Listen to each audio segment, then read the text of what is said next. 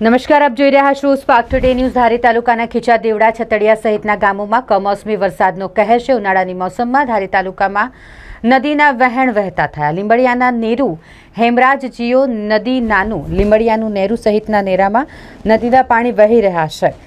ધારી ખોડિયાર સિંચાઈ યોજના પર આ પાણીની કોઈ નોંધપાત્ર આવક નથી થઈ। ધારી તાલુકાના ખેતરો તેમજ આજુબાજુના પડતર એરિયામાં સતત પાણીનો ભરાવો થઈ રહ્યો છે। વરસાદ પડતા જ વાતાવરણમાં એકદમ ઠંડક ફેલાઈ ગઈ છે। ખેતરોના રસ્તા તેમજ ગામના જૂના રસ્તામાં કાદવ કીચડનું સામ્રાજ્ય છે। વરસાદ આવતા જ લાઇટો પણ ગુલ થઈ ગઈ છે।